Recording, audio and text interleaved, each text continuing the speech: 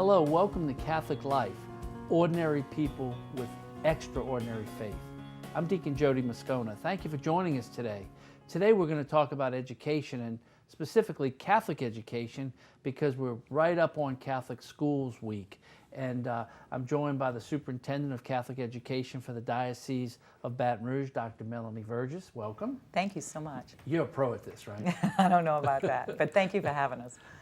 Dr. Mel always comes in at least twice a year, this time of year, and then at the beginning when we get all the statistics. So it's glad to have you. Thank you. And so today we're going to talk about the award winners. We're going to have them on the show.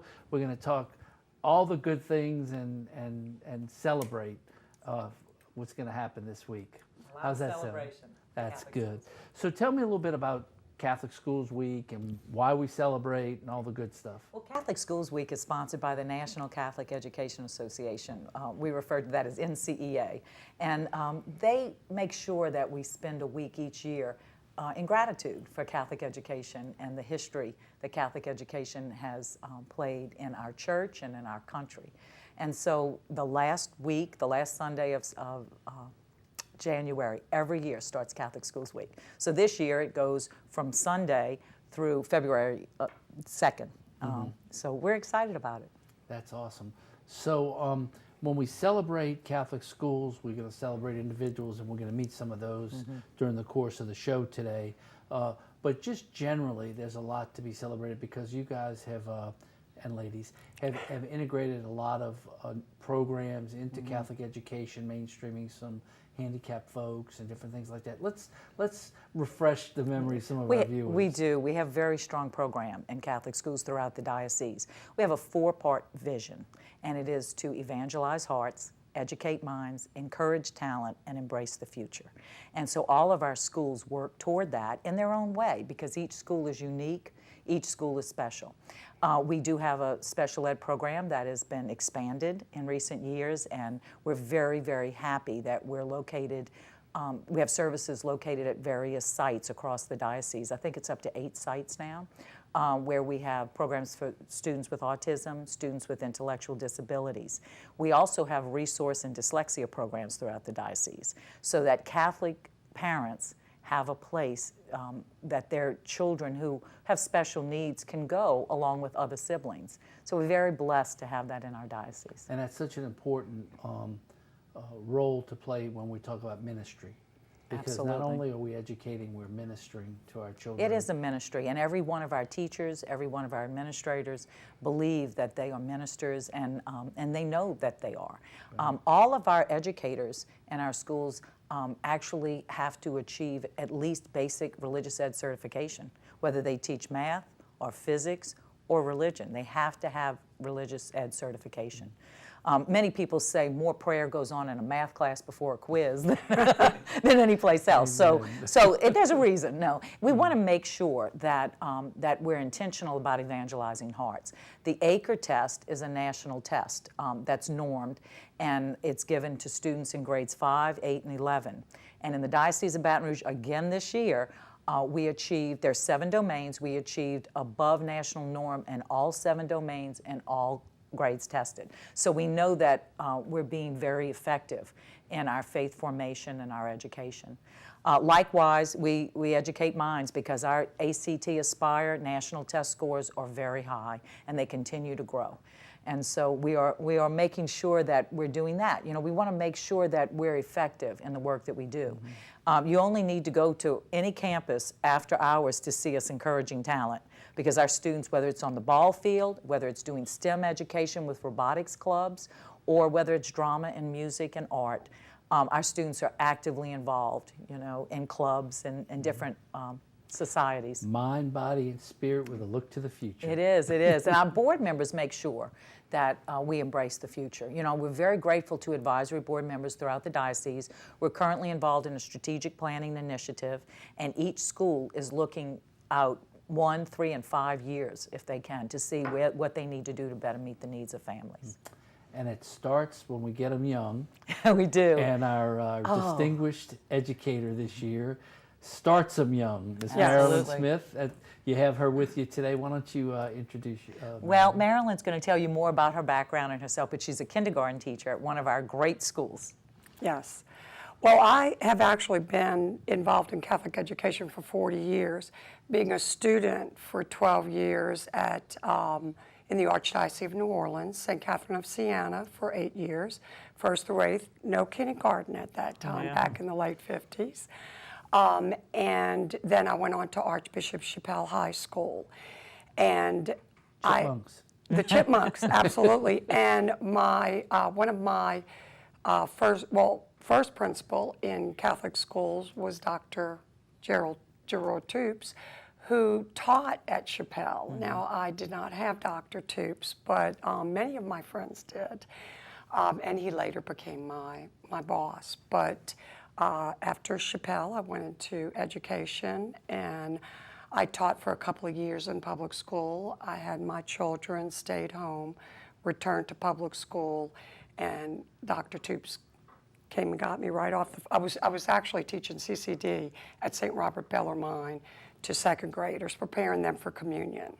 And so he came in and said, I really need you to teach first grade for me. So that's how I made the switch from public school to Catholic school. And I was there until 2005 when Katrina hit.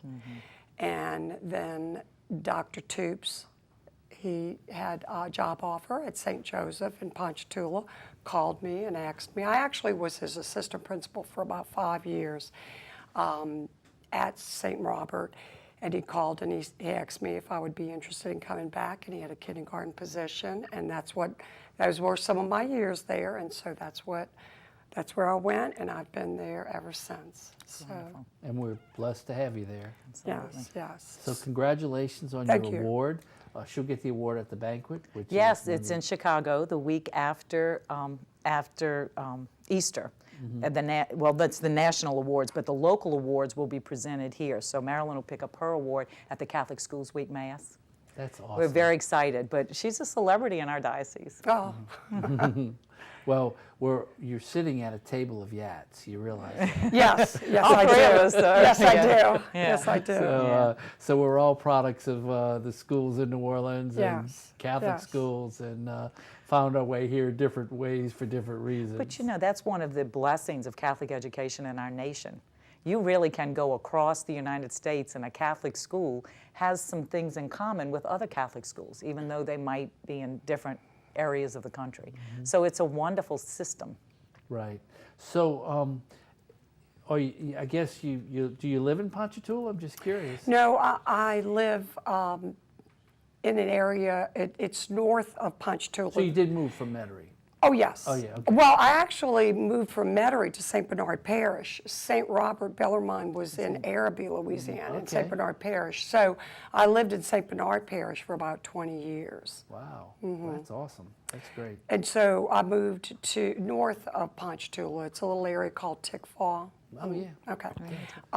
And it's only about 11 miles from the school. Well, that's good. Well, we don't need to get into your personal stuff, but I was just curious because we do have a lot of folks that came this way after Katrina, Yes, and they're yes. living in all kind of different areas, Tickfaw and Baton Rouge and North Baton Rouge and all over the place, Denham, Right. And so it's always good to keep up with our the people that have the same roots as we have, So, Dr. Mel, when we come up on Catholic Schools Week, it's always a good thing to tell our audience about how the economy benefits from Catholic schools, because we don't have to educate in the public school system true. so many of the kids because they're in Catholic school. Right, hundreds of thousands of dollars are saved each year by the taxpayers because our parents and our families are choosing Catholic education. And we believe in educational choice for parents. And so we support that, and our schools work very hard to keep tuition as low as they can. But it is a benefit to society. And of course, our test scores speak for themselves. Leaders come out of Catholic schools. Absolutely, no doubt about it. And I know when you go to that banquet, I was there. I've been there several times, as you know.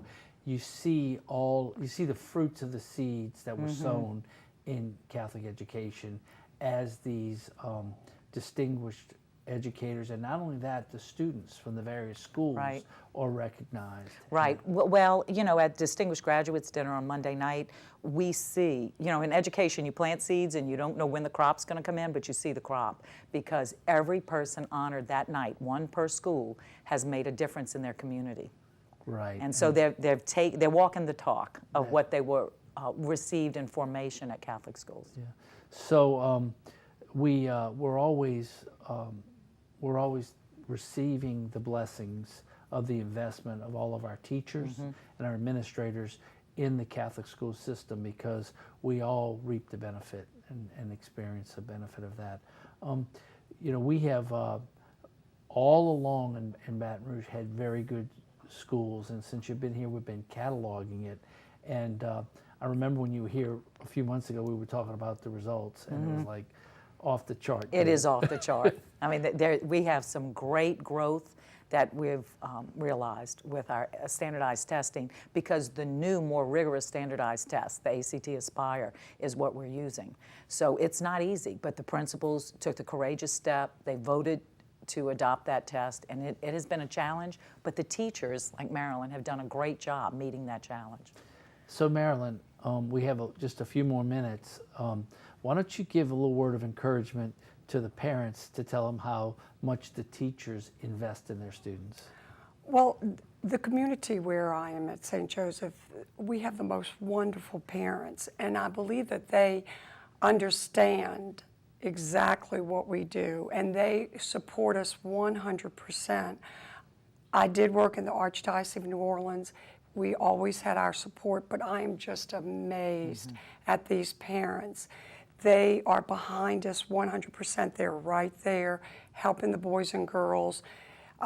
They're with us on every fundraising,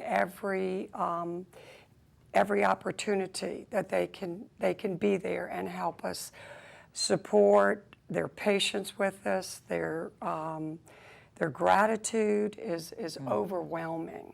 That's great. Well, congratulations on Thank your you so award. much. What we're going to do is we're going to take a short break, and we're going to shift around here. We're going to have some of our national award winners come on, and you'll be surprised to meet who they are. Stay with us. We'll be right back after a short break.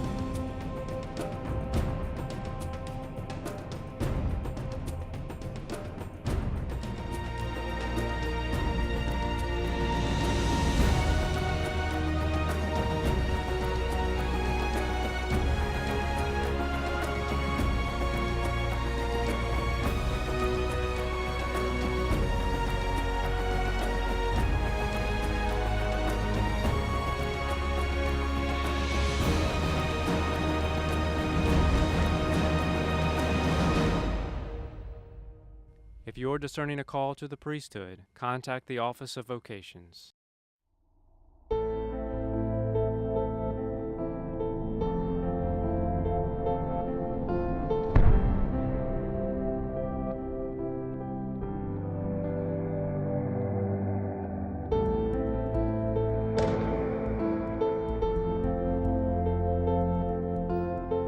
Con el deporte es posible construir la cultura del encuentro entre todos por un mundo de paz.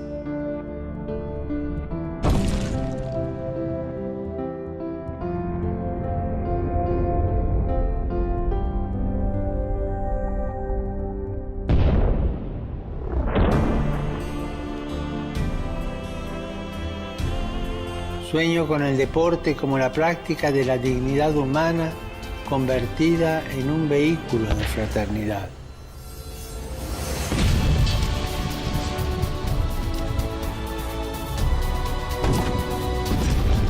Entrenamos juntos esta petición, que el deporte fomente el encuentro fraternal entre los pueblos y contribuya a la paz en el mundo.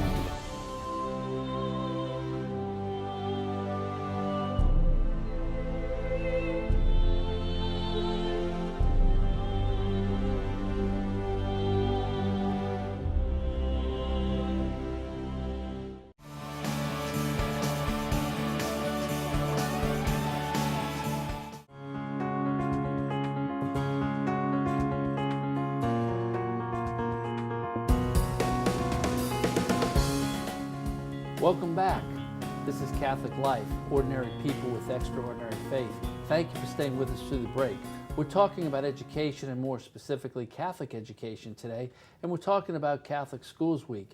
I'm now joined, it's a pleasure to be joined by two of our national award winners, Father Cleo Milano, the pastor at Our Lady of Mercy. Welcome. Thank you, Deacon. Distinguished clergy. National honor. That's awesome. I'm very humbled. I'm not quite sure how that happened. I hope it wasn't because they lowered the standard for the award. But honestly, when you think about the tremendous number of incredible clergy who have made contributions to Catholic education, I mean, I am extremely honored. Well, we'll talk about what's going on at Mercy in a few minutes, but let's introduce Mr. Jack Nelson from St. George, who's the principal over there, and he is the distinguished administrator, Yes. and that's another national honor, and congratulations. Well, thank you very much. I'm again, like Father Cleo says, I'm very humbled and grateful for the honor. So we were talking before we came on about how long it's been, and Right. you came here at the time my son came from Atlanta, 7 years. 7 years, yes. Seems like that much. Yeah, blink of an eye. Yeah, but we're glad to have you in Baton Rouge. Definitely a very good addition to our whole Catholic school community. And St. George is growing like a weed with fertilizer on it over there. It is. We are very blessed, that's for sure. Parish just built a brand new church, and then this past fall we opened a brand new pre-K. It was full enrollment, and looks like full enrollment for this coming year as well. So we are very blessed. It's amazing, so many people go through Segan Lane, and you can't miss what's going on in that on that campus. It's just amazing. Plus, you have all the cemeteries there, and it's just so much activity around St. George. And you're at the helm of the school, and it's got to be a pretty big task to run that school. You know, I've got the best job in the world. I get to be around 1,200 kids every day, and I get to work at a very vibrant, upbeat parish. So it's an amazing opportunity, and I'm grateful. Well, that's good. We'll talk a little bit about the background and direction and the future in a minute. But Father, Mercy is like exploding. It's things coming out of the ground. Well, like St. George, Mercy is a great place to be right now. All of Mid-City is experiencing really a renaissance. And what once was an old neighborhood has now really come back to life with so many people moving into that part of town. So many young couples, young families, young kids, babies on the way. So it makes it a very exciting time to be at Mercy. So when you're in a position, I just can't even imagine how difficult it must be to have the responsibility for the school. At the same time, you have the responsibility for your parish and your church and all that. How do you juggle all that? I mean, Oh, that's a very good question. Some days I'm not quite sure, but the key is that having wonderful administrators. Mr. Porsche is a great principal at Mercy, and like yourself, I mean, I feel like I'm so very blessed that I have such a good, competent leader at the helm. We like to say that basically we try to take care of one end of Marquette Avenue, and Mr. Porsche take care of the other end of Marquette and I'm Avenue. sure you have a lot of parental involvement and great Absolutely. parents. And You can't do it, I mean, without the involvement of parents, and that's the beauty of Catholic education. And I mean, that's the thing. In my own experience as a priest, 35 years, most of my experience has been in parishes with a Catholic school. Catholic schools are what they are because of the involvement of parents, parents, teachers, administrators, students. I mean, a lot of people really, truly invested, giving of themselves, generous. It doesn't just happen, but it's all those faith-filled people truly motivated for the vision of Catholic education. To me, that is really what's always been so inspiring. So I remember raising kids and how much of a strain it was financially, but it was well worth it because when you see the fruit of it at the end, it's just magnificent. The products, children that are the products of the education. I agree. Look, Catholic education only happens at great sacrifice. I try to remind my own kids, if your parents didn't have you here in a Catholic school, they'd probably maybe have a better house, drive a better car, and you'd go on better vacations. But your parents have actually sacrificed those things to give you what they really think is important. Right. And I have my little spiel, I like to say, well, because Catholic education isn't just about getting to Harvard but at the end of the day, it's ultimately about getting to heaven. Amen. And Amen. it's not about information. I mean, there are lots of wonderful places where you can get good information, public and other schools in town where you can get great information. Catholic education about transformation, transforming a child into the image and likeness of Jesus Christ, you know, and that educating the whole kid. And part of that being a whole kid is also coming to realize that I have a spiritual dimension, that I've been made in the image and likeness of God. And unless that is a part of my life, there's something always missing in me. And so, today we're very obsessed with what we're going to leave to our kids. Catholic education is about what we're going to leave in our kids. Honesty, integrity, a sense of gratitude, a sense of service, of giving back. Yeah, Catholic education is very costly, but those are the things that money can't buy. I was having a conversation with a parent recently, because we're in Ascension Parish, and the myth in Ascension Parish is, oh, we have good public schools. Now, they do have good educational facilities, but they're not educating the spiritual dimension of their children in their public schools. And so we have to do that at the church, and it puts a big burden on us, because although we do have a Catholic school, we don't have enough of them, and there's too many of our kids that are in public schools. So the churches have to fill that. How blessed the parents are to have the support of the Catholic school to assist them in the spiritual education of their children. Oh, that's the beauty of a Catholic school. I mean, we have the freedom to teach and to talk about God. And of course, for all kind of reasons we know, public school is not able to do that. Right. But and it's not a condemnation of them. It's just absolutely not. It's just distinguishing between the two and differentiating and accentuating the value of the Catholic school. Sure. So, Mr. Jack, at St. George, I'm sure that you have the same kind of situation where the spiritual development of your kids is just paramount. Tell us a little bit about the enrichment of your children through the educational process at St. George. Absolutely. And I'll mirror what Father Cleo said. We really believe it's more important that our kids get into heaven than they get into Harvard. Well, we try and give them a variety of experiences. Mass every week. Religion is one of our core subjects that's taught each and every day. Service opportunities, religion club. They celebrate the sacraments. In fact, our 7th grade just celebrated the sacrament of reconciliation today. Again, service projects, outreach to the community every week. We have classes that go out and sing to our folks in the nursing home every week. So we try and give them a variety of opportunities, and it's first and foremost what we do as well. Our teachers are all role models of our faith. We encourage parents to engage in the activities of our parish as well. So we try and integrate our faith with not just our school community, but with our parish community as well. So I remember at a parish, I won't say which one that I was at, they said, well, we're not going to invest in the school because only so much of a percentage of our parish has kids in school. The rest, we're going to invest in our church. And I went, excuse me? The school is the future. It's the seeds we sow into a harvest that hopefully gets our people to heaven. Father, am I right or wrong? So, Catholic schools bring a life and energy to a parish. That's what I say that I think that's what our school does for Mercy. I know that's what St. George does for the community there. And the parish, in turn, offers, stability and resource, but in return we get energy and new life, And I love that. That's the reality. It's like the old saying, church without kids is like a garden without flowers, and Catholic schools are, we're just making beautiful gardens for the Lord. I love it. I wish we could bottle up some of the energy the kids have and then market it to older people. We could do pretty well. We wouldn't have to charge tuition because we'd be in good shape.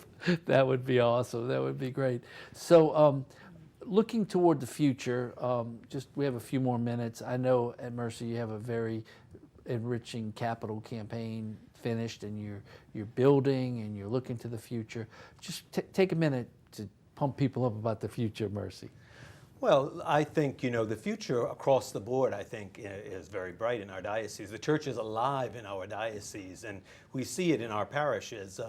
But you know, Mercy, I think, has always functioned not only as a big dynamic parish, but it's also kind of had a dual function. And that Mercy's been like a shrine for the diocese. Absolutely. People come from everywhere to go to Mercy.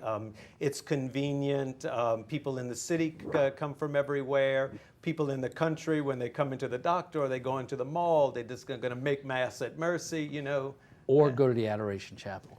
That's been a tremendous blessing as well. That's why I think Mercy is indeed a shrine as well, because I don't know of any parish really in the country that has had an adoration chapel perpetually for, you know, over 35 years, like Our Lady of Mercy. So that has been truly a source of tremendous grace and blessing. That's just fantastic.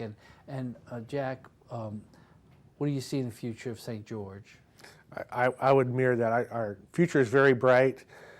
Dr. Mel mentioned ministering to other kids.